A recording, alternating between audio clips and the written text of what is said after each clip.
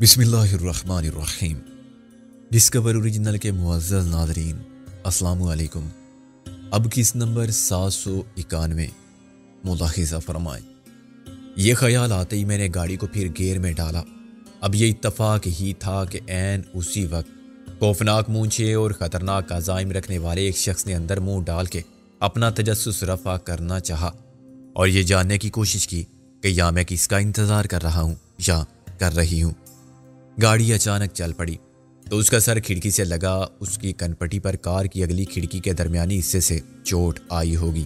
اس نے چلا کر کہا، اوئے تیری، مگر اس کی گالی کا اصل حصہ میں نے نہیں سنا۔ بہت سی باتیں اب میری سمجھ میں آ چکی تھی۔ ایک یہ کہ میں شاہ جمال کے علاقے میں ہوں، دوسری یہ کہ وقت صبح 11 بجے کا ہے، اور یہ کہ ذہنی و جسمانی طور پر میں بہت تیزی سے نارمل ہوتا جا رہا ہوں۔ موقع پاتے ہی میں نے کار کو ایک دیوار کے ساتھ پار کیا۔ گاڑی کے آگے پیچھے درخت تھے۔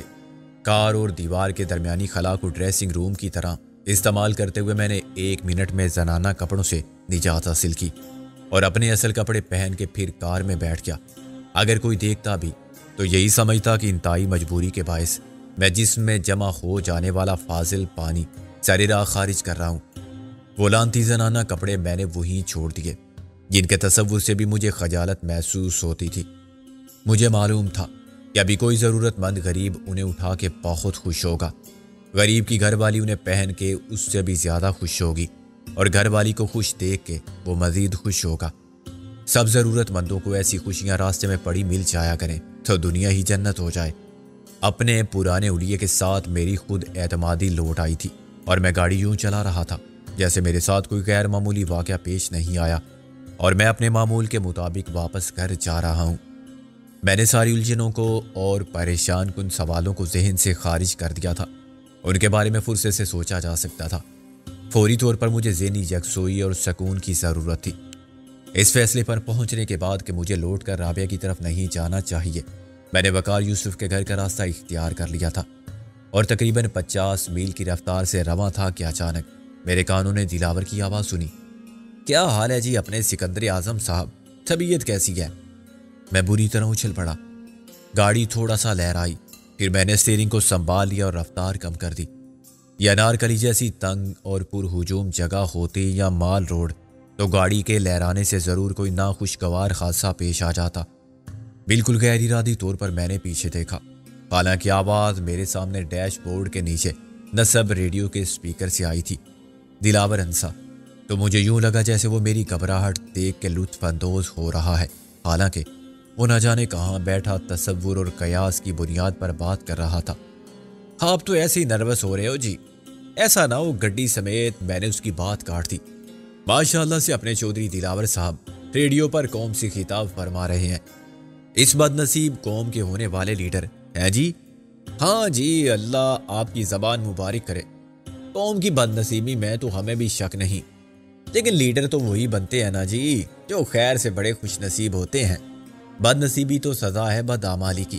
اپنا سب کچھ قوم پر قربان کر دینے والے قائد ملت کو اسی قوم نے قربان کر دیا۔ ناظم الدین جیسے مخلص آدمی کو قائد ملت کا خطاب دے کر سیاسی موت مار دیا۔ اس کے بعد آ گئے تم جیسے قائد ذلت اور بابائے ضلالت صاحب، اور کوئی بھی ان کا راستہ نہ روک سکا۔ دلاور نے میری بات کاٹ دی۔ پھر تم کیوں اپنا وقت، اپنی توانائی ضائع کرتے ہو؟ میں اپنا کام کرتا رہوں گا دلاور۔ برائی کے خلاف جہاد مجھ پر فرض ہے۔ کامیابی اور ناکامی خدا کے ہاتھوں میں ہے۔ تم ایسے ہتھکنڈوں سے خوف زدہ کر کے مجھے اپنا راستہ بدلنے پر مجبور نہیں کر سکتے۔ یار سکندر، دیکھ ذرا سوچو، عقل سے کام لو۔ دلاور مجھے سمجھانے لگا۔ میں نے ایک موقع دیا ہے تمہیں، آخری موقع۔ تم ہر بار یہی کہتے ہو دلاور۔ اصل بات یہ ہے کہ تم کچھ کر ہی نہیں سکتے، تم ڈرتے ہو۔ وہ بدماشوں کی طرح ہنسا۔ کس سے ڈرتا ہوں؟ تم سے یا تمہاری چنڈال چوکڑی سے؟ یار مجھے بتاؤ کہ تمہارے ساتھ کیا نہیں ہو سکتا تھا۔ قتل کرنا تو دور کی بات ہے، تمہیں پولیس کے حوالے کرنا یا پاگل خانے میں جمع کرا دینا تو بہت آسان تھا۔ کون تھا تمہیں بچانے والا ہے جی؟ وہی خدا جس نے آج تک بچایا ہے، میں نے کہا۔ لیکن میں تم سے اتنے امکانہ ڈرامے کی امید نہیں رکھتا تھا۔ ابھی اپنے سکندر صاحب، یہ تو بس ایک کھیل تھا۔ ہمارا خیال تھا کہ تم سیانے بندے ہو، ہے جی، اشارہ سمجھ لو گے، ایسے ڈرامے چلتے نہیں ہیں۔ تم نے بھی تو بڑے منصوبے بنائے تھے، خیر سے، لیکن تم لندن جاؤ 6 مہینے کے لیے یا ماسکو 6 سال کے لیے، لوٹ کر تو آؤ گے نا۔ نام بے شک تمہارا سکندر بخت نہ ہو، مگر تم دلاور کے دشمن پھر بھی رہو گے، ہے جی، اور جب ہمارے سامنے آؤ گے تو ہم بھی تمہیں ایسے پہچان لیں گے جیسے تم نے پولیس کی وردی میں ہمیں شناخت کر لیا تھا۔ بڑی ہنسی آتی تھی تمہاری باتیں سن کے، جو تم اور تمہارے سب حمایتی کرتے تھے۔ تم سب سنتے تھے؟ وہ پرتمسخر لہجے میں بولا۔ کیوں جی، کان تو دیواروں کے بھی ہوتے ہیں، ہم کیسے نہ سنتے؟ اپنے کانوں میں روئی ڈال کے بیٹھ جاتے، کوئی بری بات ہے؟ میں سمجھ گیا، ان دیواروں میں خفیہ مائکرو فون تھے۔ اب سمجھے ہو؟ وہ حیرانی سے بولا۔ کمال ہے یار اپنے سکندر اعظم صاحب، بڑی دیر سے سمجھے۔ ہمارا تو خیال تھا کہ ماشاءاللہ سے تمہارے ساتھ ایک سے زیادہ ہوشیار بندہ ہے، بڑے جاسوس اور سراغ رساں ہیں جی، ایسے چٹکی بجانے میں پتہ چلا لیں گے۔ میں نے ہنس کے کہا، چودھری دلاور، یہ سب جھوٹ ہے اور بکواس سے زیادہ کوئی حیثیت نہیں تمہارے دعوے کی۔ لو جی، ہاتھ کنگن کو آرسی کیا، گاڑی کا وہ کھولو، کیا کہتے ہیں وہ کمپارٹمنٹ، اس میں ٹیپ پڑے ہیں، ابھی نہیں گھر جا کے سن لینا، وہی باتیں ہیں جی جو تم کرتے تھے۔ پہلے میں نے بے اختیار اس کمپارٹمنٹ کی طرف ہاتھ بڑھا دیا تھا۔ دلاور کچھ نہیں دیکھ رہا تھا، مگر اسے اندازہ تھا کہ میرا فطری رد عمل کیا ہوگا۔ اس کی بات سن کے میرا ہاتھ رک گیا تھا، لیکن میں نے کہا، اب سمجھ میں آیا کہ رابعہ کی وہ کوٹھی تم نے کیوں دی تھی۔ وہ ہنسا، چلو اچھا ہوا، سمجھ تو آ گئی ہے جی۔ چودھری دلاور کوئی پاگل نہیں ہے کہ لاکھوں خرچ کر کے کوٹھی بنائے مگر کسی اور کی زمین پر، اور پھر بندہ ایرے غیرے کی زمین تو پکڑ سکتا ہے نا۔ دشمن وہ بھی تمہاری رابعہ جیسی توپ وکیل، توبہ توبہ، یہ تو زہر کھا کے پھانسی لٹکنے والی بات ہوئی۔ ایسے اناڑی شکاری بھی نہیں ہے خیر سے ہم کہ ایک تیر سے بس 2 شکار کریں، یہ تو سب بھی کر لیتے ہیں جی، ہم نے تو کئی شکار کیے ہیں۔ ایک تو چاندنی بیگم کو اور اس کے چاڑنے والے بے مغز ہاتھی جیسے یار کو خوش کر دیا، کام کے بندے تھے پہلے۔ چودھری دلاور کو بلیک میل نہ کرتے تو جب تک جیتے خوش رہتے، ابھی جہنم میں پڑے خوش ہوں گے، دعائیں دیتے ہوں گے تمہیں۔ او جی، ہم تو جس دنیا میں ہیں اسی کی بات کرتے ہیں، آگے کون جانے، دلاور بولا۔ کوٹھی میں جی ہم نے بہت کچھ لگا دیا تھا، رونق عیاشی کے لیے خرچہ زیادہ ہوا تھا مگر کچھ کام کی چیزیں بھی فٹ ہو گئی تھی۔ آہستہ آہستہ پتہ چلے گا تمہیں کہ یہ سودا ہمیں مہنگا نہیں رہا اپنے سکندر صاحب۔ دوسرا فائدہ یہ ہوا کہ تمہارے پروگرام کا پتہ چل گیا ہے جی، مجھے معلوم ہو گیا کہ تم اور تمہارے MRS کے سرما صحافی اور وکیل سب مل کے کیا کرنا چاہتے ہو، سن رہے ہو نا جناب عالی۔ تیسرا فائدہ یہ ہو گیا کہ ہم نے کوٹھی دی تمہاری اس کو، کیا کہتے ہیں اسے، محبوبہ یا داشتہ ہونے والی بیوی یا بیوہ۔ وہ کہہ مار کے ہنسا۔ میں نے مشتعل ہوئے بغیر کہا، تم ہمیشہ کی طرح اپنی گھٹیا ذہنیت کا مظاہرہ کر رہے ہو اور کچھ نہیں، اور تم کیا کہو گے اس کے سوا اپنے سکندر اعظم صاحب، مگر یار لالچ بری بلا ہے، سارے اصول قانون بھول گئی، وہ بھی مفت میں سجی سجائی کوٹھی جو مل گئی، چوہا ایسے ہی چوہے دان میں پھنستا ہے اور مارا جاتا ہے۔ تم کوئی نئی دھمکی دے رہے ہو؟ ہاں، کھلی دھمکی ہے یہ، دلاور نے ایک دم لہجہ بدل لیا۔ جس بلی نے حج پر جانے سے پہلے 900 چوہے کھائے ہو، وہ 9 چوہے اور بھی کھا سکتی ہے۔ اب یا تو تم شرافت سے باز آ جاؤ، میرے ساتھ پنگا لینا چھوڑ دو اور مجھ سے سودا کر لو۔ اگر تم میرے راستے میں آؤ گے تو یہ سمجھ لو کہ میں وہی پرانا چودھری دلاور ہوں، جیسے میں نے تمہارے باپ کی قبر کا نشان تک مٹا دیا تھا، ایسے ہی تمہاری قبر کا سراغ بھی نہیں ملے گا کسی کو، ایسی جگہ لے جا کے ماروں گا۔ لیکن میں ایسے نہیں ماروں گا، میں نے غیر سنجیدہ لہجے میں کہا۔ ہم تمہیں چوک میں پھانسی دیں گے، اپنی لیلا کو بھی سمجھا دینا کہ جو ایک بار ہو چکا ہے وہ پھر ہو سکتا ہے۔ کوٹھی کی جگہ ملبہ کھنڈر باقی رہ جائے گا، پہلے ماں گئی اب بیٹی کی باری ہے، ایک ہی عورت ہے نا وہ، اس خوش فہمی میں نہ رہے کہ میں اس کی قانونی طاقت سے ڈر جاؤں گا۔ اسے شاہی محلے کے کوٹھے پر نہ بٹھا دیا تو کہنا دلاور اپنے باپ کا نہیں کسی کتے کا تخم تھا۔ یہ کہنے کی کیا ضرورت ہے، یہ تو سب جانتے ہیں۔ بہت شوخی ہو گئی ہے اپنے سکندر صاحب، وہ دھاڑ کے بولا۔ اسی شہر میں رابعہ اگر کوٹھے سے قدم نیچے رکھتے تو مجھے بتانا، اپنے سارے وکیلوں کو اور سارے MRS کے مجاہدوں کو لے جانا ساتھ ہے۔ غالب اور نازو کے بارے میں کچھ اور ارشاد فرمائیے۔ میں نے ان سے کہا ابھی معلوم ہو جائے گا تمہیں، انہیں تم سے پہلے معلوم ہو چکا ہے۔ تم گھر پہنچنے والے ہو، میں اب واپس جا رہا ہوں، ضرورت محسوس ہو تو رابطے کا یہی ذریعہ استعمال کر لینا۔ دلاور کی آواز بند ہو گئی۔ میں نے پلٹ کے دیکھا، میرے تعاقب میں کوئی کار نہ تھی، یا تھی تو آخری موڑ پر ہی رک چکی تھی۔ اس سے پہلے میں نے دھیان ہی نہیں دیا تھا کہ میرے پیچھے آنے والی گاڑیوں میں سے کون سی مسلسل ساتھ چلتی رہی ہے۔ سڑک پر ٹریفک معمول کے مطابق رواں تھا، اور میرے ذہن میں یہ خیال ہی نہیں آیا تھا کہ کوئی میرا پیچھا بھی کر سکتا ہے۔ حالانکہ موجودہ حالات میں مجھے سوچنا چاہیے تھا کہ جو لوگ اب تک کھلونے کی طرح مجھ سے کھیل رہے تھے اور میری زندگی کے ہر لمحے کی باغ ڈور اپنے ہاتھوں میں رکھتے ہوئے میری بے اختیاری کا تماشا کر رہے تھے، وہ اچانک پیچھے کیسے ہٹ سکتے ہیں؟ اصل بات یہ تھی کہ میں نے سوچنا چھوڑ دیا تھا۔ سوچنے سے ذہنی انتشار کے سوا کچھ حاصل نہیں ہو رہا تھا۔ چنانچہ میں سب دروازے بند کر کے سلامتی اور عافیت کی جانب بھاگ رہا تھا۔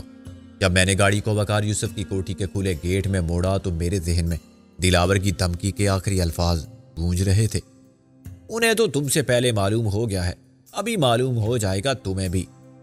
میں گاڑی بند کر کے اترا ہی تھا کہ ایک کھڑکی کا پردہ ہٹا کے وقار یوسف کی بیوی نے باہر جھانکا۔ ایک لمحے میں اس کی صورت پر خوف، بے یقینی، مسرت کے جذبات کا ہر رنگ نظر آیا۔ اس نے چیخ مار کے نازو کو آواز دی، نازو نازو! سکندر بھائی، پھر اس کا چہرہ غائب ہو گیا۔ نازو رسا اڑا کے فرار ہونے والی گائے کی طرح دوڑتی ہوئی دروازے سے نکلی۔ وقار یوسف کی بیوی اس کے پیچھے تھی۔ ایک ساتھ ان دونوں نے مجھے دونوں طرف سے پکڑ لیا۔ ارے بھائی، یہ کیا ہو رہا ہے؟ ایسے کیوں گرفتار کیا جا رہا ہے مجھے؟ میں گھر آیا ہوں، گھر سے بھاگ کے نہیں جا رہا ہوں، میں نے مسکرا کر کہا۔ اندر چلو، پھر بتاتے ہیں تمہیں۔ نازو نے چراغ پا ہو کے مجھے دھکیلا۔ بھاگنے والے لوٹ کر گھر آتے ہیں تو جوتے پڑتے ہیں ان کو۔ میں ہنستا ہوا اندر گیا اور صوفے پر بیٹھ گیا۔ آخر ہوا کیا ہے؟ کمال کرتے ہیں آپ بھی، وقار یوسف کی بیوی نے خفگی کا مظاہرہ کیا۔ ہم سے پوچھ رہے ہیں کہ کیا ہوا؟ کہاں تھے آپ؟ ایسے بتائے بغیر چلے گئے اچانک، کسی پروگرام کے بغیر؟ یعنی اب یہ نوبت آ گئی ہے کہ ہم بھی اعتبار کے قابل نہیں رہے؟ نازو روحان سی ہوگی۔ میری تو خیر اوقات ہی کیا، لیکن غالب یا رابعہ کو بھی اپنا نہیں سمجھا تم نے کہ ان سے ہی ذکر کر دیتے؟ تمہارا دماغ خراب ہو گیا ہے سکندر۔ یہاں میں تم سے اتفاق کرتا ہوں، میں نے کہا، اور مزید ثبوت کے طور پر کچھ عرض کرنا چاہتا ہوں۔ نازو نے کبھی مجھ سے اس لہجے میں بات نہیں کی تھی۔ اس سے اندازہ ہوتا تھا کہ وہ سب غلط فہمی کی بنا پر مجھ سے اتنے بدگماں ہیں۔ عرض ورز کیا کرنا، تم جو چاہتے ہو کرتے ہو، بعد میں وضاحت سن کے ہم کیا کریں؟ یہ تمہاری زندگی ہے، تم اس پر کسی کو اختیار دینا نہیں چاہتے تو تمہاری مرضی۔ جب عورت کی زبان کینچی کی طرح چلنے لگے اور کسی صورت بند نہ ہو تو بزرگوں کا آزمودہ نسخہ ہے کہ ایک جام پر رسید کرو اور خاموش کر دو اسے۔ سوری سکندر، اپنا سمجھ کے تم جو چاہو کہو، ایک نہیں دو تھپڑ مار لو، لیکن ایسے تم ہاتھ اٹھا کے دیکھو۔ نازو تمہاری عزت ضرور کرتی ہے، تم سے ڈرتی نہیں ہے۔ میں نے خود کو بے عزت محسوس کیا۔ وہ واقعی غیروں کی طرح بات کر رہی تھی۔ میں نے سر جھکا کے جوتے اتارے اور صوفے پر لیٹ کے چھت کو دیکھنے لگا۔ مجھے رنج یہ تھا کہ نازو نے صرف غصے کا اظہار کیا تھا، تشویش کا نہیں۔ بچہ دیر سے گھر لوٹے تو وہی ماں باپ سب سے زیادہ سخت سست کہتی ہے جو سب سے زیادہ فکر مند ہوتی ہے، مگر بعد میں گلے لگا کے پوچھتی بھی ہے کہ تو کہاں تھا میرے لال، اور روتی بھی ہے۔ میرے رویے نے نازو کو تھوڑا سا پشیمان کیا۔ وقار یوسف کی بیوی اس سے پہلے میرے پاس بیٹھ گئی۔ آپ بولتے کیوں نہیں سکندر بھائی؟ کیا کروں گا بول کے جب سننے والا ہی کوئی نہیں؟ مجھے تو سب کی سننی ہے، تمہارے بعد غالب کی، پھر رابعہ کی، منظر اور وقار یوسف کی۔ سب پہلے سے ایک بات طے کر چکے ہیں کہ میرا دماغ خراب ہو گیا ہے، میں کسی کو اپنا نہیں سمجھتا اور اپنی کرتا ہوں۔ سب نے ایک مفروضے کو حقیقت سمجھ لیا ہے کہ میں جہاں بھی گیا اپنی مرضی سے گیا تھا، اور جانتے بوجھتے میں نے سب کو آخری وقت تک کچھ نہیں بتایا تھا۔ نازو نے شرمندگی سے کہا، یہ غلط ہے تو تم تردید کر سکتے ہو۔ کیا فائدہ تردید کرنے سے بھی؟ اگر ملزم کو پہلے ہی مجرم قرار دے دیا جائے تو اپنی صفائی میں کیا کہے اور کیوں کہے؟ مجرم کے پاس تو پھر بھی اپیل کا حق محفوظ رہتا ہے۔ میں تم سب کے فیصلے کے خلاف اپیل لے کر کہاں جا سکتا ہوں؟ میں نے افسردگی سے کہا۔ آئی ایم سوری سکندر، میں غصے میں کچھ زیادہ ہی بول گئی۔ نازو نے کہا، تمہیں سمجھنا چاہیے ہمارے جذبات کو۔ بات پریشانی سے بہت آگے بڑھ گئی تھی۔ آخر تم کہاں تھے؟ میں کیا بتاؤں کہ کہاں تھا؟ میں نے سوچ کر کہا، خود مجھے کچھ معلوم نہیں۔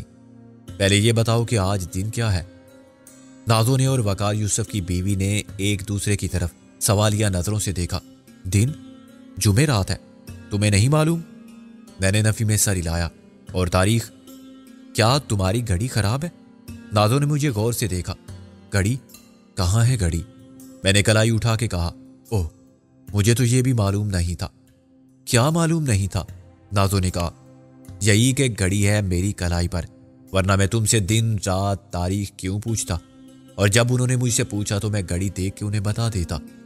میں نے جیسے خود سے باتیں کرتے ہوئے کہا، معاملہ اتنا خراب نہ ہوتا جتنا بعد میں ہوا۔ سب الو کے پٹھے مجھے پاگل سمجھ رہے تھے۔ نازو نے کہا، تمہیں آرام کی ضرورت ہے، لیکن پہلے نہا کے ایزی ہو جاؤ۔ آپ نے ناشتہ کیا ہے؟ وقار یوسف کی بیوی نے پوچھا۔ ظاہر ہے نہیں کیا ہوگا۔ میں بھی پاگل ہوں کہ ایسی بات پوچھ رہی ہوں۔ خیر، آپ آ جائیں، نہا دو گے، میں کافی بناتی ہوں آپ کے لیے، اور سینڈوچ کھائیں گے نا آپ سکندر بھائی؟ مجھے آپ کی طبیعت ٹھیک نہیں لگتی۔ مجھے لگتا ہے کہ اب تم رونے لگو گی۔ بے وقوف، میں بالکل ٹھیک ہوں، میں نے اٹھتے ہوئے کہا۔ کہاں ہے تمہارا میاں اور غالب کہاں گیا ہے؟ سب نکلے ہوں گے مجھے تلاش کرنے، ہاسپٹلوں، مردہ خانوں، قبرستانوں میں۔ وقار یوسف کی بیوی ایک دم رو پڑی۔ مت کریں ایسی منحوس باتیں، پتہ نہیں کس کی نظر لگ گئی ہے ہمیں، کیا ہو گیا ہے آخر دنیا کو؟ میں نے کہا، نہ دنیا کو کچھ ہوا ہے نہ ہمیں، زندگی اسی کا نام ہے۔ دکھ، مسائل، سختی، پریشانی ہی میں آدمی کی آزمائش ہوتی ہے۔ تم ابھی سے گھبرا گئی ہو؟ حوصلہ رکھو، خدا سب ٹھیک کرے گا۔ یہ تسلی کی رسمی باتیں تھیں۔ ہماری اس گھر میں قدم رکھنے سے پہلے وقار یوسف، اس کی بیوی ایک پرسکون، محفوظ اور مطمئن زندگی گزار رہے تھے۔ ہم ایسے سبز قدم کے اپنے ساتھ علائب و مصائب کا ایک سلسلہ ساتھ رکھتے تھے۔ نقوی صاحب پہلے اپنی سرکش بیٹی سے صرف اس لیے خفا تھے کہ اس نے اپنی مرضی سے زندگی کے شریک سفر کا انتخاب کر لیا تھا، اور یہ کوئی غلط فیصلہ نہیں تھا، جس کا نقوی صاحب کو بھی بلاخر احساس ہونے لگا تھا۔ مگر اب تو وہ ہمیشہ کے لیے اس سے روٹ کر چلے گئے تھے۔ کسی حد تک ان افسوسناک حالات کا ذمہ دار میں خود تھا، جو ان کی موت کا سبب بنا تھا۔ اب یہ کہنا تو آسان تھا کہ موت کا ایک دن معین ہے، اور کوئی نہیں جانتا کہ کس کے لیے موت کا بہانہ کیا ہوگا، مگر میرے لیے اپنے احساس جرم و پیشیمانی سے چھٹکارا پانا بہت مشکل کام تھا۔ دن اور تاریخ کا علم ہوتے ہی مجھے یہ بھی معلوم ہو گیا کہ میرے ساتھ جو کچھ بھی ہوا وہ 2-4 دن کی نہیں، صرف 20 گھنٹے کی واردات تھی۔ مجھے گزشتہ روز 4 بجے اغوا کیا گیا تھا، اور میں درمیانی شب اس جعلی خوالات میں گزار کے دوپہر 12 بجے لوٹ آیا تھا۔ دلاور ڈرامے باز آدمی تھا، وہ کوئی بات براہ راست نہیں کہتا تھا، اور سیدھے سادے مسئلے کو جان بوجھ کے پیچیدہ طریقے سے حل کرنا اس کی عادت تھی۔ اس طرح وہ پر اسرار بنتا تھا، اپنی دہشت پھیلاتا تھا یا خود کو بہت چالاک، عیار ثابت کرتا تھا، لیکن یہ حقیقت تسلیم کیے بنا چارہ نہ تھا کہ اس کے شکاری ذہن نے ہمارے لیے مسائل کے جال پھیلا دیے تھے۔ اس کی منفی ذہانت ہماری مثبت سوچ میں طاقت کا توازن وقتی طور پر کبھی ایک طرف ہو جاتا تھا تو کبھی دوسری طرف، کبھی دفاعی، کبھی جارحانہ حکمت عملی اختیار کرنے کے باوجود ابھی تک نہ کسی کو فیصلہ کن فتح حاصل ہوئی تھی اور نہ کسی نے اپنی شکست تسلیم کی تھی۔ چنانچہ صورتحال کسی حد تک جوں کی توں تھی، بلکہ آج کل دلاور کا پلڑا کچھ بھاری تھا۔ اس کی وجہ صرف یہ تھی کہ MRS ایک مقصد پر متحد تھی، اور اس کی تمام قوت کا ارتکاز اسی مقصد کے حصول پر تھا۔ جب یہ مقصد نہ رہا تو وہ شہرازہ بندی نہ رہی، اور اپنی اپنی زندگی کے مسائل زیادہ اہمیت اختیار کر کے جن کا تعلق مستقبل سے تھا۔ غالب کو پھر صحافت کے روز و شب کی کشش بلانے لگی، اور قدرتی طور پر اس نے نازو کی صلاحیت کا رخ بھی اسی پیشے کی طرف کر دیا، جس میں دلچسپی کے ساتھ ایڈونچر بھی تھا، جدوجہد بھی تھی، چیلنج کی سنسنی خیزی بھی۔ غالب اپنی شریک سفر کے ساتھ رفاقت کو گھر کی 4 دیواری تک محدود رکھنا نہیں چاہتا تھا۔ اس کی خواہش تھی کہ زندگی کے ہر لمحے میں وہ ایک دوسرے کے جذبات ہی نہیں، تجربات کے بھی شریک ہوں، اور اس فارمولے پر مکمل اتفاق رائے سے وہ اپنی منزل کی جانب پہلا مثبت قدم اٹھا چکے تھے۔ اس طرح محسن اپنی ازدواجی زندگی کے پہلے دور پر احساس جرم کا شکار تھا۔ اسے شدت سے یہ احساس تھا کہ یکے بعد دیگرے اس نے 2 غلطیاں کی تھیں۔ اس نے وقت کے تقاضوں کو سمجھے بغیر اجرت میں یا جذبات کی رو میں بہہ کر ہم سب سے پہلے شادی کر لی تھی، اور دوسری غلطی یہ کی تھی، زیادہ بڑی خرابی کا انتخاب کر لیا تھا۔ اگر وہ ہم سے معذرت کر لیتا کہ میں بیوی بچوں کو چھوڑ کے تم سب کے ساتھ نہیں جا سکتا، تو شاید ہمارے جذبات کو ٹھیس پہنچتی اور ہم کچھ مایوسی کا اظہار کرتے، مگر اس کے انکار سے ہمارے عزائم تبدیل نہیں ہوتے اور ہماری جد و جہد یا ہمارے جذبے میں کمی نہ آتی۔ لیکن اس نے بیوی بچوں کو چھوڑ دیا تھا، اور اس کی عدم توجیہ کا، واپسی کے انتظار کا، امید کا طویل عذاب جھیلنے والے بیوی بچے بالآخر اپنی مجبوری، محرومی، صبر کے ساتھ محسن کے فیصلے پر قربان ہو گئے تھے۔ محسن کو ایک جہنم سے گزر کے گل کی محبت کسی گمشدہ جنت کی طرح پھر مل گئی تھی۔ وہ اتنا ڈر گیا تھا کہ دوسری بار اس نے سابقہ گناہوں کا کفارہ ادا کرنے کو ترجیح دی اور باقی زندگی صرف محبت کی بارگاہ میں نظر کر دی، اور گل کا ہاتھ تھام کے سکون، راحت، مسرت کی تلاش میں نکل گیا۔